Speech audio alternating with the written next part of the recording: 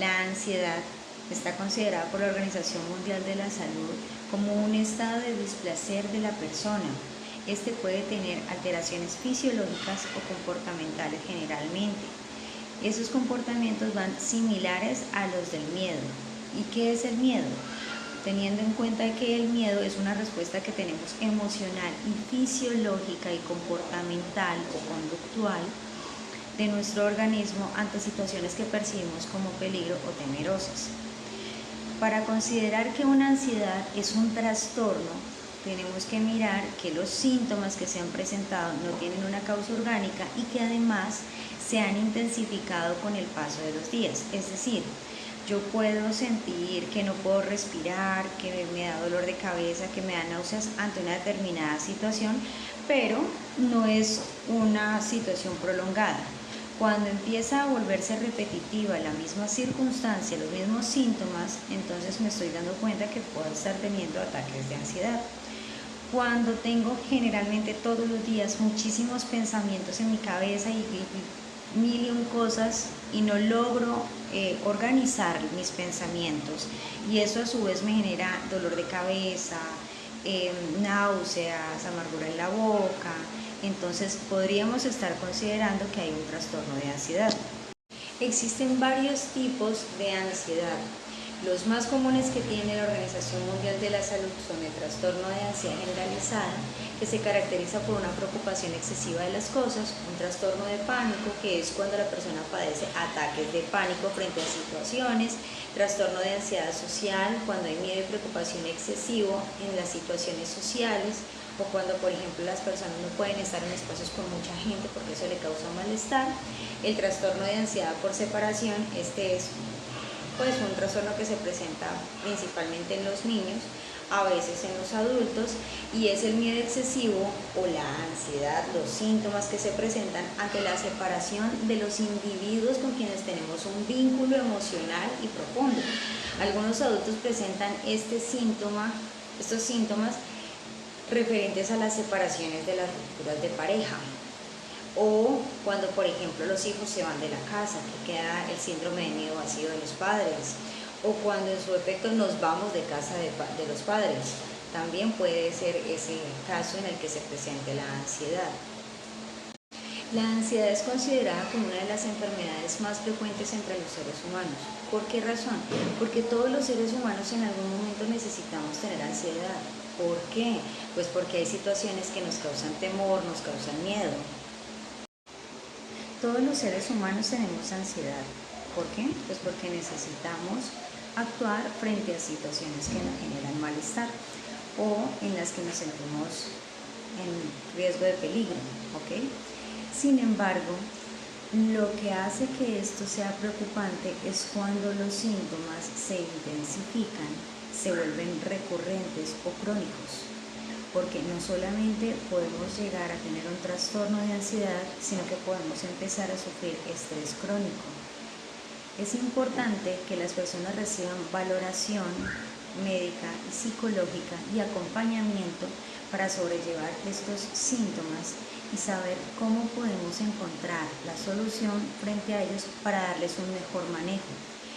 Cuando estamos teniendo este tipo de ataques, este tipo de síntomas, estamos permitiendo que nuestra mente sea quien maneje todo nuestro organismo y no hacemos un proceso racional, sino emocional.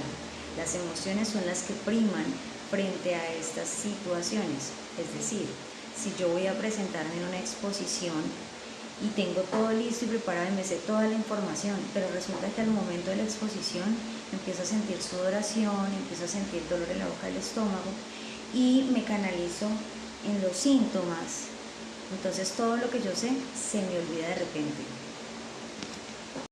De esta forma es que nosotros entonces empezamos a hacer presa de nuestras mismas emociones y le cedemos el poder a todo nuestro organismo de que maneje esa situación. ¿Qué se puede hacer para estos casos? Primero, empezar a identificar cuáles son los síntomas. Entonces, cuando yo siento sudoración en las manos, cuando yo empiezo a sentir el dolor en la boca del estómago, cuando empiezo a sentir como náuseas, entonces ya yo sé que puedo estar empezando a tener un ataque de ansiedad o una circunstancia que me causa ansiedad. En este caso, se recomienda realizar primero ejercicios de respiración diafragmática. Son los ejercicios que consisten en inhalar oxígeno, inflo mi estómago, no subo mis hombros, no hago, sino que trato de llenar mi estómago. Lleno mi estómago y exhalo. Esa es una manera, y además me concentro en la respiración. Concentrarme en la respiración va a hacer que todos esos pensamientos temerosos que tengo, todos esos pensamientos sobre los síntomas que tengo, se vayan yendo. ¿Por qué? Porque estoy poniendo un pensamiento bloqueador en mi mente ante los demás pensamientos que están llegando. Sabemos que esos pensamientos bloqueadores no vayan a llegar, no van a ser así como de la nada, es decir, no es un proceso que yo voy a aprender de hoy y listo, ya se logró, no, es un proceso continuo. Lo importante es que la persona pueda realizar de manera continua los ejercicios de respiración, pueda realizar de manera continua la ubicación de bloquear los pensamientos. Es como cuando tienes una canción en la cabeza que te da vueltas, te da vueltas, te da vueltas, y de un momento a otro, ¡pum!, desapareció la canción. ¿Por qué desapareció la canción? Porque puse otro pensamiento en mi cabeza. Ese fue un pensamiento bloqueador y sin darme cuenta la canción desapareció. Cuando tengo muchos pensamientos, entonces lo que hago es que pongo un pensamiento bloqueador para disipar esos pensamientos. Cuando realmente es muy difícil bloquear estos pensamientos y estos sentimientos, vamos a necesitar ayuda y acompañamiento de psiquiatría. En algunos casos, las personas necesitan tomar alguna medicación para que disminuyan un poco los niveles de ansiedad mientras empiezan a reconocer su diagnóstico y manejar los síntomas. Cuando ya yo aprendo a manejar los síntomas, hay casos, no digo todos, hay casos en los que se puede dejar de tomar la medicación. Hay otros casos donde tendrán que seguir con el acompañamiento y de pronto con la medicación para poder lograr un buen proceso. No olvides seguirme en mis redes sociales, darme like y compartir la información, que todos podamos aprender a manejar nuestra ansiedad, a sentirnos muchísimo mejor.